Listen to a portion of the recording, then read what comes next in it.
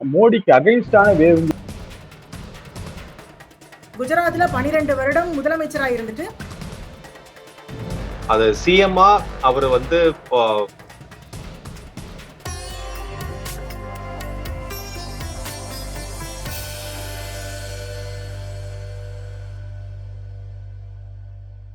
பாரதத்தின் சொந்தங்களுக்கு வணக்கம்.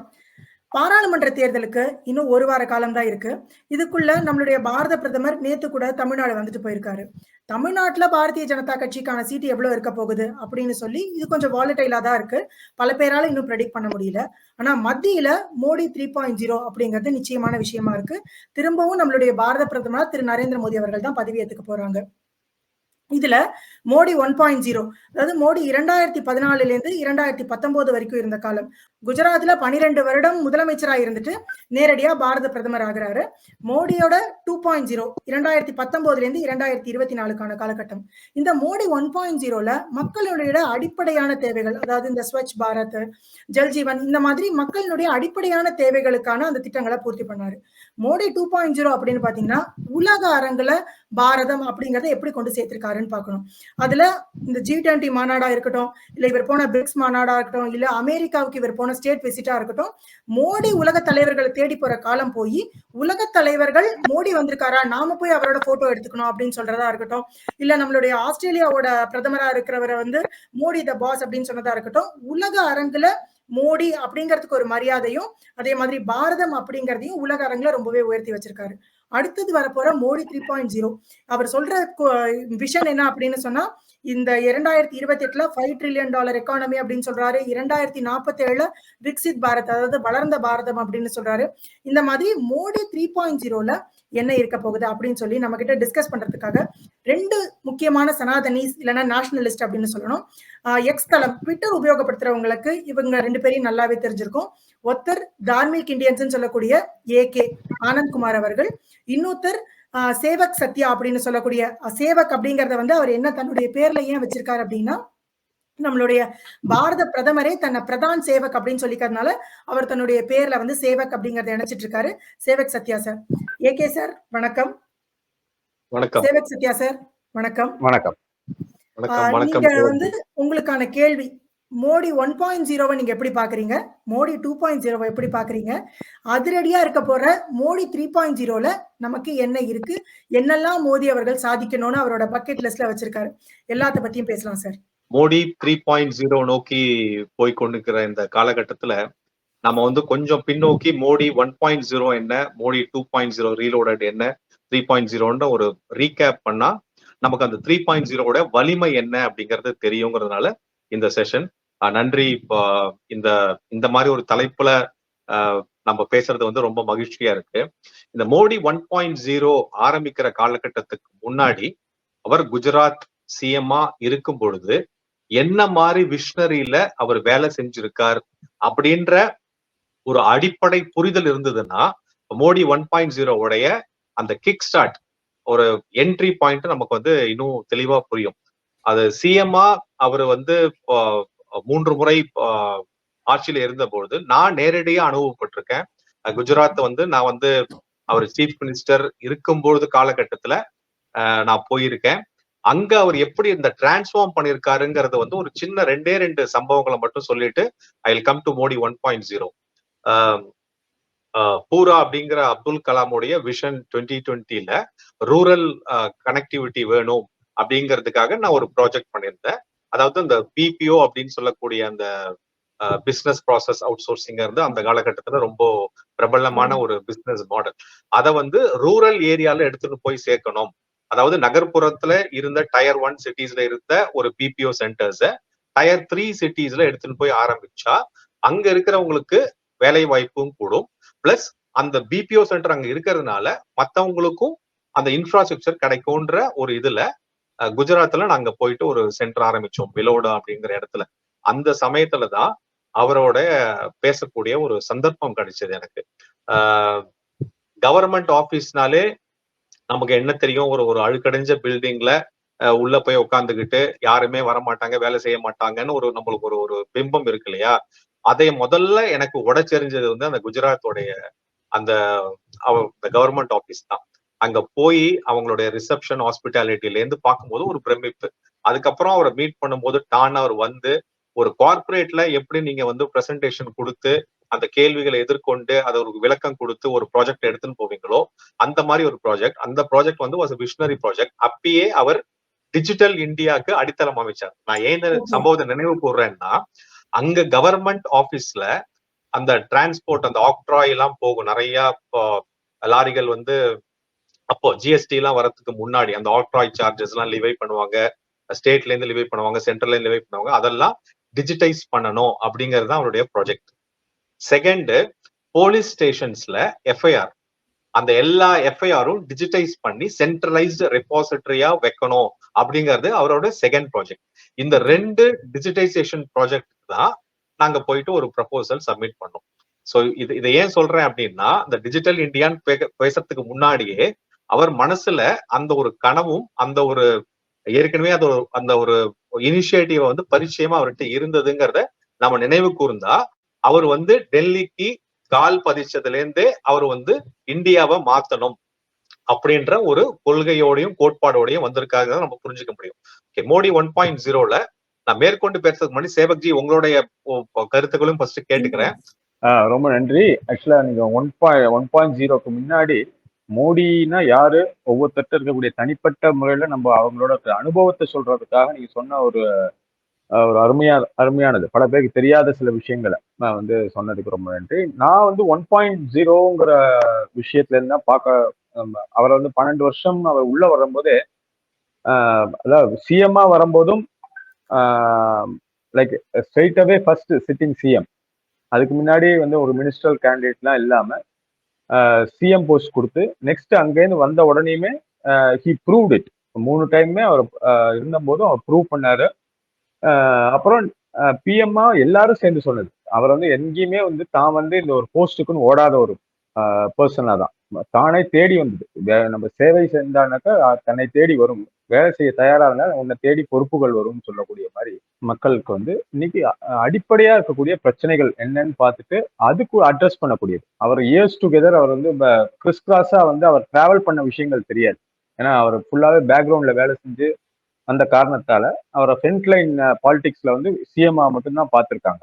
அதுக்கு முன்னாடி அவர் என்ன டிராவல் பண்ணது எல்லாத்தையுமே அதை வச்சு, அந்த எக்ஸ்பீரியன்ஸ் வச்சுதான் ஒரு குடும்ப தலைவி, ஒரு நம்ம வீட்டுல இருக்கவங்க கிராமப்புறங்கள்ல இருக்கவங்களுக்கு தெரியும் ஒரு வெளியில போயிட்டு வரணுங்கிறதுக்காக எவ்வளவு கஷ்டப்படுறாங்க. இல்ல ஸ்வச் பாரத்ன்னு தொடங்கிட்டு, ஸ்வச் பாரத் நம்ம இந்தியா மேல வந்து வெளிநாட்டுல இருக்கக்கூடிய மிகப்பெரிய ஒரு இது வந்து இந்தியானாக்கா ஒரு அழுக்கான ஊருங்கிற லெவலுக்கு ஒரு இந்த பேர் இருந்தது. அந்த மாதிரி ஒவ்வொரு திட்டங்களும் அவர் வகுத்தது எல்லாமே வந்து இந்தியாவை வந்து ஒரு டேமேஜ்டு வெஹிக்கிளை வந்து ரிப்பேர் பண்ணி ரன்னிங்க்கு ரெடி பண்ணது, ரேஸ்க்கு ரெடி. இன்னைக்கு வந்து 2.0ல வந்து ரேஸ்ல போய் இன்டர்நேஷனல் லெவல்ல ரேஸ்ல போயிட்டு இருக்கோம். அதுக்கு ரெடி பண்ணக்கூடிய அடித்தளமா தான் இந்த எல்லா திட்டங்களும், அவர் கொண்டு வந்த எல்லா திட்டங்களும் பாக்குறது. அதுக்கு மேல வந்து ஒரு ஒரு குடும்பத்துல ஒரு தந்தை வந்து எப்படி, ஒரு பொறுப்புமிக்க தந்தை எப்படி இருக்கணும் அப்படிங்கிற மாதிரி நம்ம நாட்டு மக்களுக்கு எல்லாம் ஒரு தந்தையா இருந்து கண்டிப்புனா அந்த கண்டிப்போட தான். நீ வந்து ஒரு எல்லாருக்கும் ஒரு ப்ளீசிங் பாலிடிக்ஸ் கிடையாது அவர்கிட்ட.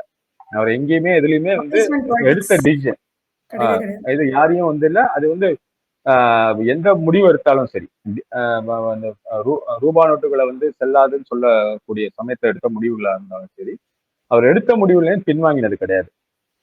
அது மாதிரி எடுத்தது நாட்டுக்கு நல்லதுக்காக எடுக்கணும். குழந்தைகளுக்காக அப்பா அம்மா நல்லது செய்வாங்க, அந்த குழந்தைகளுக்கு அது வந்து தப்பா தெரியும், அந்த சமயத்துல தெரியும். அதே அந்த குழந்தைகள் வளர்ந்தோடனே அது சரியா தெரியும். ஒரு கசப்பு அவர் எடுத்தது இல்லை. டிமானிட்டைசேஷனுக்கு அப்புறம் அவர் திரும்ப ஜெயிச்சுதானே வந்திருக்காரு. அது வந்து பெருவாரியான மக்கள் அதை ஏத்துட்டு இருந்தாங்க. எல்லாருக்குமே அந்த நேரத்துல ஒரு சின்ன டிஸ்கம்ஃபர்ட் இருந்தது, பேங்க்ல வெயிட் பண்ற மாதிரி இருந்தது, கொஞ்சம் ஒரு சில நாட்களுக்கு இருந்தது. பட் பொதுவான பெருவாரியான மக்கள் வந்து அதை ஏத்துக்கிட்டதுனால மட்டும்தான் திரும்ப 2019லயே அவரை வந்து அவங்க எதுக்கு அதை ஏத்துட்டாங்கன்னு நான் சொல்றேன்னா, பெருவாரியான மக்கள் என்ன புரிஞ்சுக்கிட்டாங்கன்னா, இது வந்து உருவாக்கப்பட்டதுதான், இந்த டிஸ்கம்ஃபர்ட்ஸ்ங்கிறது வந்து உருவாக்கப்பட்டதுதான்ங்கிறத வந்து புரிஞ்சுக்கிட்டாங்க. 3.0ல எனக்கு தெரிஞ்ச மோடிக்கு அகைன்ஸ்டான வேவ்ங்கிறது இல்லைங்கிறது தான். பிராக்டிக்கலா பார்க்கும்போது எப்படி 2019ல வந்து ஆன்டி மோடி வேவ்னு ஒரு பிம்பத்தை உருவாக்கினாங்க, அதையும் உடைச்சுதான் அடுத்த லெவலுக்கு வந்தார்.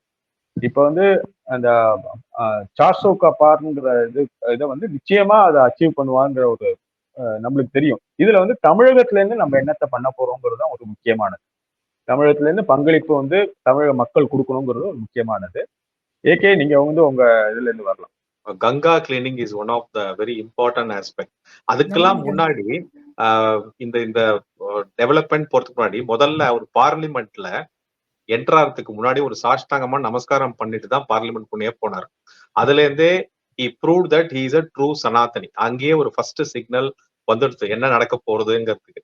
ஸோ அதை குறிப்பிட்டு சொல்லக்கூடிய காரணம் என்னன்னா, இந்த 2.0லயும் 3.0லயும் உண்டான ஒரு காரண காரியம் அந்த செங்கோல்ல இருந்து ராமர் மந்திர்ல இருந்து அதுக்கு முன்னாடியே ஒரு அடிக்கோல் பட்டது ஒரு பார்லிமெண்ட்ல யாரையுமே நம்ம பார்த்தது இல்ல. ஒரு தலைவர் பார்லிமெண்ட் தான் என்னுடைய ஆலயம், அதை நான் வந்து வணங்குகிறேன்னு சொல்லிட்டு செருப்பை கழட்டி வச்சுட்டு ஒரு நல்ல ஒரு பெருசா சாஷ்டாங்கமா ஒரு நமஸ்காரம் பண்ணிட்டு தான் பார்லிமெண்ட் ஸ்டெப்பே ஏறினார். அப்படிங்கறத நம்ம வந்து இங்க மறந்துடக்கூடாது. ஸோ ஏறியாச்சு. அதுக்கப்புறம் முக்கியமான ஒரு 5 திட்டங்கள் வந்து மோடி 1.0ல நான் சொன்ன மாதிரி அந்த clean Ganga is one of the, அவர் வாரணாசில நின்று ஜெயிச்சதுனால ஒரு கிளீன் கங்கா அப்படிங்கறத எடுத்து நடத்தி காட்டியிருக்காரு. வாரணாசிக்கு இந்த இந்த இதுக்கு முன்னாடி போனவங்களும் இப்ப போறவங்களுக்கும் 2 வாட்டியும் போயிருந்தா அப்ப என்ன டிஃபரன்ஸுங்கிற அவங்களால கண்கூடா பார்க்க முடியும். முன்னாடி எல்லாம் வந்து ஒரு பணம் முதக்கும் அந்த இடத்துல போவே முடியாத மாதிரி ஒரு நிலைமை இருந்த ஒரு அந்த கங்கா மாதாவை கிளீன் பண்ணி அது ஒரு பெரிய ஒரு டூரிஸ்ட் சென்டரா உருவாக்கி இருக்காருங்கிறது ஒரு விஷயம். அதை நான் ஒரு முக்கியமான அச்சீவ்மெண்டா பாக்குறேன். ஏன்னா இந்தியால சில விஷயங்கள்ல நம்ம பண்ண முடியுமா? Again I am going back to Modi's term. அவருடைய காலகட்டத்துல தான் அந்த நர்மதா ரிவர் வந்து நான் 2 வாட்டி போயிருக்கேன். அந்த கன்ஸ்ட்ரக்ஷனுக்கு முன்னாடி எப்படி இருந்ததுங்கிறது எனக்கு தெரியும். அப்ப கன்ஸ்ட்ரக்ஷன் நடந்திருந்தது ஃபர்ஸ்ட் டைம் போகும்போது. அது கன்ஸ்ட்ரக்ஷன் முடிஞ்ச பிறகும் போயிருக்கேன். அந்த இடம் எப்படி டிரான்ஸ்ஃபார்ம் ஆச்சுங்கிறது தெரியும். சோ அதை வந்து அவர் செயல்படுத்திருக்காரு இந்த கங்கால. சோ ஏற்கனவே ஒரு எக்ஸ்பீரியன்ஸ் இருக்கு, அதை செஞ்சு காட்டியிருக்காரு. செகண்ட் வந்து இந்த ரூரல் எலக்ட்ரிபிகேஷன். என்னதான் வீட்டு வசதி இருந்தாலும் நிறைய பேருக்கு வந்து மின்சாரம் இல்லாம இருந்தது. அதாவது கிராமத்துக்கு ஒரு ஒரு கனெக்ஷன் வந்திருக்கலாம், ஆனா அந்த கிராமத்துல இருந்து அந்த வீட்டுக்கு கனெக்ஷன் வந்தது இல்லை. அதே மாதிரி இந்த வீடு தீரும் குடிநீர் அப்படிங்கிற அந்த திட்டத்திலையும் எங்கெல்லாம் கிராமத்துக்கு அந்த பைப்டு லைன்ல குடிநீர் போகலையோ அதை எடுத்துன்னு போய் வச்சிருக்காரு. அதே மாதிரி ஏற்கனவே ஒரு இன்ஃப்ராஸ்ட்ரக்சர் இருந்ததுன்னா அங்கேருந்து ஒவ்வொரு வீட்டுக்குள்ளேயும் அந்த அவங்க குடிக்கிற தண்ணி வரத்துக்கு உண்டான விஷயமும் நடந்திருக்கு. அதை நம்ம மறக்க கூடாது. இதெல்லாம் எப்படி வந்து அவர் வந்து எக்ஸிபிட் பண்ணாங்கிறதும் ரொம்ப இம்பார்ட்டன்டான விஷயம். ஏன்னா இப்ப இந்த எலக்ட்ரிபிகேஷன் அப்படின்னு பாத்தீங்கன்னா முன்னாடி எப்படி இருந்தது, இப்ப எவ்வளவு வேலை நடந்திருக்கு, எவ்வளவு வேலை பண்ணிருக்கோம் அப்படிங்கறது ஒரு ஆப்பாவே போட்டு டெய்லி அப்டேட்ஸாவே வந்திருந்தது எல்லாருக்கும், பொதுமக்கள் பார்வைக்கு. ஒரு கவர்மெண்டோட வேலை நாங்க பண்ணோம், அதுக்கப்புறம் ஒரு 5 வருஷம் கழிச்சு இது பாருப்பா இவ்வளவு பண்ணோம்னு டேட்டா கொடுத்தா வெரிஃபிகேஷன் பண்ண முடியாத நிலைமை இல்லாம அன்னைக்கு எவ்வளவு என்னுடைய டார்கெட் என்ன, நான் எவ்வளவு அச்சீவ் பண்ணிருக்கேன், இன்னும் எவ்வளவு அச்சீவ் பண்ணணும், அதுக்கு எவ்வளவு நாள் ஆகும் அப்படிங்கிற டெய்லி அப்டேட்டே அவர் வந்து ஒரு ஆப் மூலமாவே கொடுத்திருக்காரு அப்படிங்கறது ஒரு விஷயம். 4வது வந்து இந்த ரோட்ஸ். வாஜ்பாய் காலத்துல இருந்தே அந்த கோல்டன் அந்த ஒரு குவாட்ரேட்டர் ஆமா இருந்தாலும் அதை வந்து இன்னும் துரிதப்படுத்தி ஒரு ஸ்டாட்டிஸ்டிக்கலா கூட சொல்லணும்னா ஒரு எக்ஸாம்பிளா தான் சொல்றேன் நானு, மேபி நாட் பி அக்யூரேட்டா இருக்காது. ஒரு கிலோமீட்டர் ரோடு போறதுக்குலாம் அப்பெல்லாம் வந்து 1 மாசம் ஆகும்னா அதே 1 கிலோமீட்டர் ரோட்ல ஒரு நாள்ல போடக்கூடிய ஒரு திறமை வாய்ந்த ஒரு கவர்மெண்டா நம்ம மோடி 1.0ல ஆரம்பிச்சாங்கிறது வந்து மிகையாகாது. அது ஒரு விஷயம். அதுக்கப்புறம் அந்த டிமானிட்டைசேஷன் பத்தி நம்ம பேசணும். இதுல வந்து ஒரு இம்பார்ட்டன்ட் ஆஸ்பெக்ட் என்ன, எங்க அந்த பணம் போச்சு, பிளாக் மணி எடுத்துன்னு வந்துட்டாரா, எங்க வந்து 15 கொடுத்தாரு அப்படின்ற ஒரு விதண்டாவாதமான ஒரு கேள்விகளுக்கு போகாம அதோடைய தாக்கம் என்னங்கிறத வந்து மோடி 2.0லயும் 3.0லயும் பார்க்கலாம். எவ்வளவு தீவிரவாத தாக்குதல் நடந்திருக்கு. பிகாஸ் இந்த பிளாக் மணி மூலமாவும் அவர் இந்த ரெட் மணி அப்படின்னு சொல்லக்கூடிய இந்த கசஞ்சு புழிஞ்சு எடுக்கிற அந்த மணி மூலமாவும் தான் நிறைய ஒரு தீவிரவாத செயல்களும் மனித நேயத்திற்கு ஒவ்வாத செயல்களும் நிறைய நடக்கிறது. அதெல்லாம் தடுக்கக்கூடிய விஷயமா நீங்க வந்து டேமை போட்டு அடைச்சா மாதிரி அங்க வந்து ஒரு பெரிய அந்த டிமானிட்டைசேஷன் அதை அடைச்சிருக்காருங்கிறது தான் நிதர்சனமான உண்மை. அதனால எவ்வளவு பெனிஃபிட்ங்கிறத வந்து தீவிரவாத தாக்குதல் நமக்கு நடந்தது இல்ல. அது மாதிரி வந்து எப்ப பார்த்தாலும் ஒரு கலவரம், கல்லை விட்டு எறியறது அப்படின்ற மாதிரி அந்த சின்ன சின்ன காசு கொடுத்து நடக்கக்கூடிய அசம்பாவிதங்களும் நடக்கிறது இல்லைங்கிறத அதோட எந்த அளவுக்கு அது முனைப்பா பண்ணியிருக்காருங்கிறது தெரியும். சோ நம்மளுடைய இதை வந்து டிமானிட்டைசேஷன் வந்து வெறும் மணி வேல்யூ அப்படின்னு பார்க்காம அந்த மணி வேல்யூ எடுத்துட்டு வந்தனால அதோட தாக்கம் என்ன அப்படிங்கறதும் பார்க்கணும் சமுதாயத்துக்கு. இங்க ஒரு பாயிண்ட் சொல்ல விரும்புறேன். போன வாரம் வந்து I had a interview with major Namrata ma'am. So அவங்க வந்து 14 இயர்ஸ் நம்மளோட ஆர்ம்டு சர்வீசஸ்ல இருந்தவங்க. ஷி எக்ஸாக்ட்லி பாயிண்டட் அவுட் 2015க்கு முன்னாடி இந்த ஸ்டோன் பெல்ட்டிங்கிறது ரொம்ப சகஜமா நடக்கும். அதே வார்த்தையை சொன்னாங்க. பிஃபோர் டிமானிட்டைசேஷன் ரொம்ப சகஜமா நடக்கும். பட் அந்த டிமானிட்டைசேஷனுக்கு அப்புறமா அதெல்லாம் சுத்தமா அங்க நின்று போச்சு, ஜம்மு காஷ்மீர்ல நின்று போச்சு அப்படின்னு அவங்களோட அந்த கடைசி டென்யூரை வந்து அவங்க ஃபுல்லாவே ஜம்மு காஷ்மீர்ல தான் இருந்திருக்காங்க. இந்த டிமானிட்டேஷனுக்காக இந்த தீவிரவாத செயலும் டிமானிட்டேஷனுக்கும் இதுக்கு வந்து இந்த டிமானிட்டேஷன் போது எதிர்த்து குரல் கொடுத்தவங்களும் இதுவும் பண்ணது பார்த்தா இதை லிங்க் மக்கள் வந்து இதை பார்த்துட்டு இருக்கவங்க இன்டெலெக்சுவல் நம்ம பார்த்து பேசுறது ஓகே. இதை எதிர்த்தவங்களும் சரி யாருன்னு பாத்தீங்கன்னா ஃபுல் அண்ட் ஃபுல் யார் வந்து இதை வச்சு மக்களை பிரிச்சு இந்த இது மாதிரி பைசாக்களை வச்சுட்டு யார மக்களை வச்சு தீவிரவாதத்தையும் மதவாத ஜாதிவாத பிரச்சனைகள் பண்ணிட்டு இருந்தாங்களோ அவங்க தான் எதிர்த்தாங்க. ஸோ அதை வந்து மக்கள் புரிஞ்சுக்கணும். அவங்க எல்லாருக்கும் போட்ட கடிவாளமா தான் இது இருந்தது. அதனால அந்த மாதிரி நிகழ்ச்சிகள் எல்லாமே தடைப்பட்டு போச்சு. இல்ல நான் என்ன சொல்ல வந்தேன்னா இந்த காஷ்மீர்ல நடந்த கல்லெறிப்பு சம்பவங்கள் மட்டும் கிடையாது. இந்த இந்த இந்த பிளாக் மணி மூலமா தான் இந்த பணவரி பிரச்சனை பண்றாங்க இல்லையா. ஒருத்தரை வந்து கொலை சொல்றதோ, ஒருத்தரை போய் அடிச்சுட்டு வர்றதோ, ஒரு கலவரத்தை ஏற்படுறதோ இந்தியா ஃபுல்லா எல்லாமே நீங்க வந்து இப்போ வந்து ஒருத்தனை வந்து கொலை பண்ணுன்னு சொன்னா அவனுக்கு அக்கௌண்ட்ல போய் டிரான்ஸ்ஃபர் பண்ண முடியாது. அவனுக்கு வந்து கேஷா தான் கொடுப்பீங்க. ஸோ அந்த கேஷ் ரெஸ்ட்ரிக்ஷன் பண்ணும் பொழுது அந்த ஒரு அந்த நான் சொல்றேன் அந்த சீர்கேடுகள் அந்த மாதிரி ஒரு கலவரமான ஒரு இடம், கொள்ளை இந்த மாதிரி இந்த காசு கொடுத்து பண்ணக்கூடிய அந்த வன்முறைவாதம் எல்லாமே வந்து கம்மியாயிடுச்சுங்கிறத பார்க்கணும். அதனால உங்களுக்கு அந்த போலீஸ் போர்ஸ், அதோடைய ப்ரொடெக்ஷன், அதோட செக்யூரிட்டி கவர், இந்த ஆஸ்பெக்ட்ஸ் எல்லாம் ஒட்டுமொத்தமா பாத்தீங்கன்னா அதோட இம்பாக்ட வந்து நம்மளால ஒரு குவான்டிஃபை பண்ணி கணிக்க முடியாது. அது குவாலிட்டேட்டிவா தான் பார்க்க முடியும். அந்த லைஃப் வந்து நம்ம ஒரு செக்யூரிட்டி ஆஸ்பெக்ட்ல நம்ம லைஃப் வந்து நல்லா இருக்கா, கலவரங்கள் நடக்காம ஒரு அமைதியான ஒரு பூமியா இருக்கா அப்படின்ற பாக்குறது இந்த குவாலிட்டி ஆஸ்பெக்ட்ஸ் நம்ம அந்த டிமானிட்டைசேஷனை பார்க்கணும். வெறும்னா வந்து எனக்கு வந்து 5 நாள் 10 நாள் ஏடிஎம்ல நிக்க விட்டாங்கன்ற மாதிரி மட்டும் நம்ம அதை எடுத்துன்னு போக கூடாதுங்கிறது ஒரு 1.0ல இவ்வளோத்தையும் செட்டப் பண்ணி வச்சுட்டாரு. டெரரிசம் ரிமூவ் பண்ணிட்டோம், அதை நம்ம 1.0ல பேசினோம் மோடி. அதை சம்மரைஸ் சொன்னாக்க லைக் வந்து ஒரு மனிதனுக்கு அடிப்படையா தேவைங்கிறது வந்து இருக்க இடம் சாம சொல்லுவாங்க. உண்ண உணவு, உடுக்க உடை, 3 தேவை. 3 தான் தேவை. அப்ப இந்தியாங்கிற இடம் வந்து நம்மளுக்கு இருக்கிறதுக்கு வேணும். 2வது மக்களுக்கு இந்தியாங்கிறதுக்கு எல்லாருக்கும் உணவு தேவை அத்தியாவசியம். இப்ப இந்த 3 அடிப்படையா எப்படி ஒரு மனிதனுக்கு தேவையோ அதை வந்து இங்க வந்து நம்ம நாட்டுக்குள்ள செஞ்சார். அதே வந்து வெளிநாட்டிலையும் செஞ்சார். நம்ம இருக்கிறதுக்கு இடம்ங்கிறது வந்து இந்த தீவிரவாத தாக்குதல் இது மாதிரி விஷயங்கள், உள்நாட்டு கலவரங்கள் மூலமா நம்ம நாடை வந்து உடையாமையும் வெளிநாட்டுல இருந்து இருக்கக்கூடிய பாதுகாப்பு, நம்ம இந்த இந்தியாங்கிற வீடு வந்து சேஃபா இருக்கிறதுக்கு ஒரு இதை உருவாக்கினது. அடுத்தது வெளிநாட்டுக்கு போயிட்டு இந்தியா மேல இருக்கக்கூடிய இமேஜ், அவர் டிராவல் பண்ணது பாத்தீங்கன்னாக்கா ஃபர்ஸ்ட் 5 இயர்ஸ்ல டிராவல் பண்ண மாதிரி இந்த செகண்ட் 5 இயர்ஸ்ல அவர் டிராவல் பண்ணல. அந்த வெளிநாட்டுல வந்து இந்தியனுக்குள்ள இமேஜ், நம்மளுக்கு பார்க்கக்கூடிய இந்தியன்கூடிய பாஸ்போர்ட், அவரை பார்க்கறது ஒண்ணு இந்தியா, அவர் மேல இருக்கக்கூடிய மரியாதை கூடனை தாண்டி ஒரு இந்தியனை வந்து வெளிநாட்டுல பார்க்கக்கூடிய பார்வையை இங்கிருந்தே மாத்திருக்காரு இந்தியாவோட இது எல்லாமே. அதே மாதிரி மக்களுக்கு தேவையானது, அவங்களுக்கு வந்து வீடு, மக்களுக்கு வீடு கட்டி தரது, இலவசமா வீடு கட்டி கொடுக்கறது. அதே மிடில் கிளாஸ்ல இருக்கக்கூடியவங்களுக்கு அந்த சப்சிடி கொடுக்கறது, அதை கொடுத்துருக்காரு. உணவு ஆரம்பத்துல இருந்தே உணவு எல்லாருக்குமே கிடைக்கக்கூடியது பண்ணியிருக்காரு. ஜன் கல்யாண் யோஜனா ஆகட்டும், இந்த ஆல்ரெடி குடிநீர் விஷயங்களாகட்டும், இப்ப அதுல பயனடைஞ்சல பாத்தீங்கன்னா தமிழ்நாடு ஒன் ஆஃப் தி ஆரம்பத்துல இருந்தே லீடிங்ல இருக்கக்கூடியது. இந்த எல்லா திட்டங்கள்லயுமே பாத்தீங்கன்னா தமிழ்நாடு வந்து அது எம்எஸ்எம்இ செக்ஷன் தான் இருக்கட்டும், எல்லாத்துலயுமே தமிழ்நாடு வந்து நம்ம ஜாஸ்தி பயனாளிகள் உள்ளது மாநிலமா தான் தமிழ்நாடு இருக்கு. முத்ரா இந்த யோஜனால ஃபர்ஸ்ட் இந்த சிறு குறு கடன்களுக்கான அந்த தொழில்களுக்கான அந்த கடன் வழங்குற அந்த முத்ரா யோஜனால பார்த்தா 3 ஸ்டேட் தமிழ்நாடு, கேரளா, கர்நாடகா இது 3 தான் வந்து லீடிங்.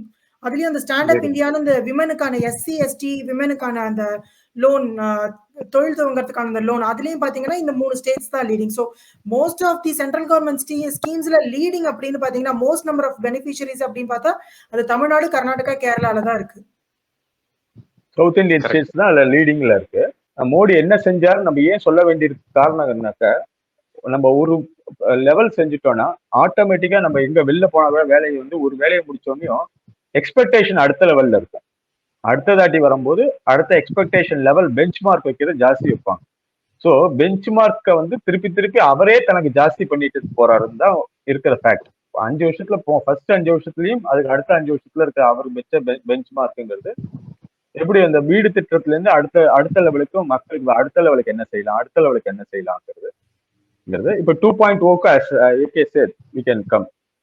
அதான் அதுக்கு முன்னாடி அந்த 1.0 நீங்க அந்த வெளிநாட்டு உறவுகள் பத்தி சொல்லும் பொழுது நீங்க பாத்தீங்கன்னா அவருடைய அந்த செரிமோனி அந்த பிரைம் மினிஸ்டர் அந்த ஓத் டேக் ஓவர் செரிமோனில அவர் இன்வைட் பண்ணது ஃபுல்லா நம்ம அண்டை நாடுகள் மட்டும்தான். நீங்க பாத்தீங்கன்னா இங்க இருக்கிற பூட்டான், பங்களாதேஷ், ஸ்ரீலங்கால இருந்து அந்த அண்டை நாடுகளுடைய உறவுகள் நம்ம நல்லா மேம்பட வேண்டும் அப்படிங்கிற அந்த ஃபர்ஸ்ட் ஒரு அடித்தளத்தை போட்டுட்டு நாமெல்லாம் ஒன்னா சேருவோம் ஃபர்ஸ்ட். அதுக்கப்புறம் மத்தத யுஎஸ்ஓ இல்ல இந்த சைடு இருக்கிற சைனாவோ அப்புறம் பாத்துக்கலாம். முதல்ல நம்ம ஏசியால நம்ம இந்த சைடு இருக்கிற ரீஜன்ஸ் எல்லாம் ஒன்னா இருக்கிறோன்ற முதல்ல அதை பலப்படுத்தினாரு அந்த உறவுகளை. அதுக்கு அப்புறம் தான் அவர் வந்து வெளிநாடு போய் அங்க வந்து பல தேசங்களுக்கு சொன்ன மாதிரி எல்லா தேசங்களுக்கும் போய் அந்த உறவுகளை மேம்படுத்தி ஒரு ஒரு ஒரு சகோதரத்துவத்தை உண்டாக்கி வச்சாரு. அந்த ஒரு பேஸ் ஸ்ட்ராங் போட்டு வச்சாரு. அது ரெண்டாவது குடும்பகம்ங்கிறத அங்கேயே அவர் அப்போ இப்ப அத வார்த்தைகள்ல G20ல சொன்னா கூட இந்த வசுதைவ குடும்பகம்ங்கிறத அப்பவே பண்ணாரு. நான் சொல்ல வந்தது எல்லாமே நாம வந்து இப்ப மோடி இப்ப பண்ணாரு அப்படின்னு நினைச்சுட்டு இருக்கோம். ஆனா நீங்க பார்த்தேன்னா ஒரு 5 years or 10 years before you would have sowed the seed there actually. நமக்கு இப்ப புரியுது. பட் ஆனா அந்த வேலையை வந்து இதேதான் இப்ப 2047ல ஒரு விக்ஷித் பாரத்னு சொல்லக்கூடிய விஷயத்த இன்னைக்கு போட்டிருக்காரு ஒரு ஆக்சுவலா. அதை போட்டு நம்ம 2047ல மேபி பேசுவோமா இருக்கும், யாரு இருக்குவாளோ பேசுவாளா இருக்கும் இந்த மாதிரி ஆயிருக்குன்னு. பட் அதோட seat has been sought here because நம்ம ஒரு டெவலப்மெண்ட் நேஷன் நெக்ஸ்ட் லெவல்னு போகும்பொழுது ஒரு அடித்தளம் இல்லாம நம்ம கட்டடம் எழுப்ப முடியாதுன்ற மாதிரி அந்த அடித்தளத்தை ரொம்ப ஸ்ட்ராங்கா போடுறவர் வந்து நம்ம பிரதமர் மோடி. அந்த 1.0ல அதுதான் அந்த அண்டை நாட்டோட உறவுகளை கரெக்டா பலப்படுத்தி அதுக்கப்புறம் மேலை நாடுகளுக்கு போய் அதுக்கப்புறம் இந்த மோடி 2.0ல அதை நம்ம டச் பண்ணணும்னா நம்ம ஒரு ஸ்ட்ராங் ஹோல்டா வேர்ல்ட்ல வந்து ஒரு பிரசன்ஸ் எடுத்து வந்து நிறுத்திருக்கோம். நம்ம வந்து சீனாக்கும் அடிமை கிடையாது, யுஎஸ்ஏக்கும் அடிமை கிடையாது, எல்லாத்தோடையும் நட்புறவு நாடு, இஸ்ரேலோடையும் நட்புறவுல இருக்கும், யுஏஇ மிடில் ஈஸ்ட் கண்ட்ரிஸோடையும் நம்ம நட்புறவுல இருப்போம். எல்லாருக்கும் நம்ம வந்து நண்பன்.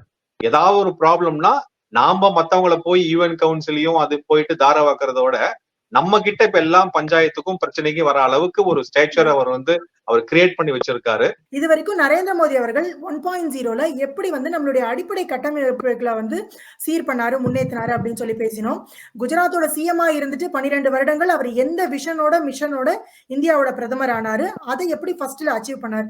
மோடி 2.0க்கான அந்த அடித்தளம் பல விஷயங்கள், அதுக்கப்புறம் அந்த வந்து ஆர்டிகல் 370 அப்ளிகேஷனா இருக்கட்டும், இல்ல பெண்களுக்கான அந்த 33% இடஒதுக்கீடா இருக்கட்டும், இல்ல இந்த அதுக்கப்புறம் வரப்போற இந்த ராமர் கோவில், இதுக்கு எல்லாத்துக்குமான அடித்தளம் நம்மளுடைய செங்கோல், இதுக்கு எல்லாத்துக்குமான அடித்தளம் எப்படி மோடி 1.0ல அவர் அமைச்சார் அப்படின்னு சொல்லி பார்த்து பேசிட்டு இருந்தோம்.